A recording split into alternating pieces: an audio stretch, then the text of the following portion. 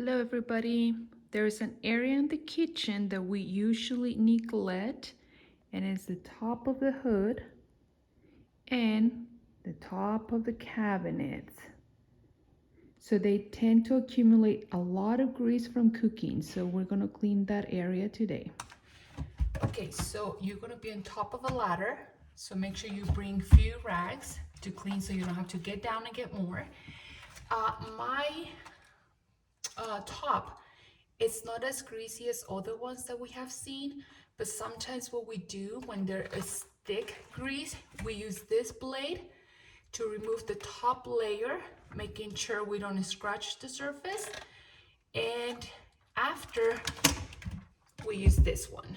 This is an amazing degreaser, and this is what we're gonna use today. When you're on top of the ladder, be careful, make sure you don't fall. So I'm gonna show you how it is, okay? Like I said, it's not as bad because I clean it not long ago, but still, it accumulates. It's recommended to clean the top of your cabinets at least once a year. Maybe on your spring cleaning, you can do it. I might have moved the camera, let me fix it.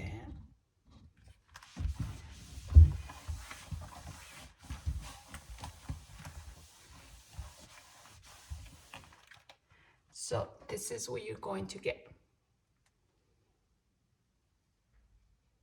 And like I said, if it's real thick, you can use the blade first to remove the thick layer, and then the degreaser after. What we have seen also with this degreaser, let me put it right here so you can see it, is that it melts the grease so nicely. So that's one of the best degreasers we recommend for all the things that has to do with grease. You can see little things of grease. Okay, so once I remove most of it, or all of it, I put on my apron another rag so I don't have to get down from the ladder, and I'm just going to clean the residue from the degreaser and make sure we got it all. Okay, now let's move on to the hood. I just did this little part so you can see how it's done. I'll do the other ones on my own. Let's move on. Okay, so for this one, you're gonna need to have a ladder too, if your hood is tall. So since you're gonna use a ladder, make sure you bring enough rags. I always keep them on my apron. And also make a good use of your rag, okay? You have 4 sides. You have 1, 2, 3, and 4. So in case it's really dirty, you don't have to get down to clean it. So you're gonna spray to the rag, the degreaser.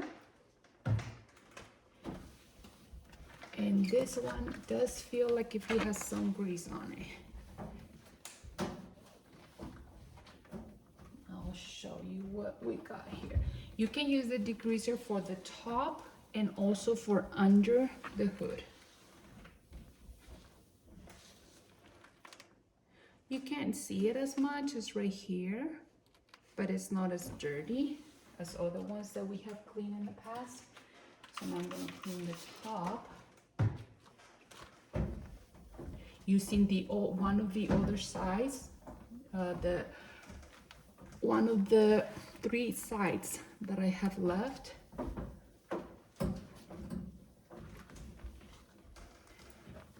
And we're gonna leave it very shiny. That degreaser says that it can be used on cabinets as well, but there's different types of paint for the cabinets. So if you're gonna use it on the paint, not on top, but on the paint of your cabinets, Just try it in a little piece and make sure that it doesn't remove your paint. You want to be cautious of that. You don't want your paint on the front of your cabinets to be ruined. Okay, so it's looking good. Now I brought another one just to remove all the residue that it might leave. And brought one more just to dry it, because it should be all clean by now. But like I mentioned, that degreaser will remove all the grease you will have. Oh, and it's gonna leave it super shiny.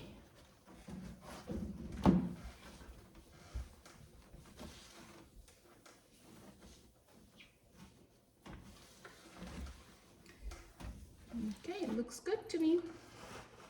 So let's clean under the hood. Again, we're going to use a degreaser, and then we're going to spray it on the cloth. Okay, this vent right here, if you put it on your dishwasher, it comes out super clean. Or if it's very thick, you can put it on your sink and spray it with the degreaser, and it's going to come out very, very clean. So let's do this. And again, like I said, mine is not as dirty with a lot of grease. But if you have to, if yours is, if it has more grease, just put more degreaser. It will melt all the grease. And that degreaser is natural, so it's a good one. But it doesn't matter if you're using natural stuff, you always want to wear gloves because they're still going to irritate your skin. So we're all set. It's all nice and shiny. And you know how you also get those fingerprints on your stainless steel refrigerator? Usually by the door where you open it, you see them all right here. Well, that degreaser is good for that too. You can even see a hand right here. So we're gonna use the same, the degreaser and the same cloth. But by this time we wash the cloth and we rinse it so we don't spread grease all over the place. So it's better if you just spray your rag instead of spraying the surface. If you spray directly to the surface, you might stain it. So just spray it on your rag because this is concentrated. So I'm gonna spray it here, and then we're gonna try to remove all those fingerprints. And then you flip it to the other side that doesn't have any to remove some of the degreaser. If you don't remove it, you're gonna have the streaks all over the place, and that won't look pretty. And we like things to shine. So just remove all the degreaser. And like I mentioned, I put in my apron a one that is clean. It's wet, but I rinse out all the water. So let's clean it again.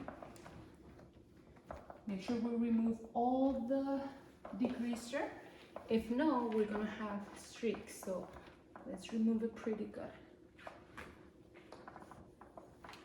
And I have one more to dry. By the way, these aprons you can buy them on Amazon. They're amazing. You can put all your cleaning stuff in there. Okay, so here it is. The fingerprints that were all over here, they're gone.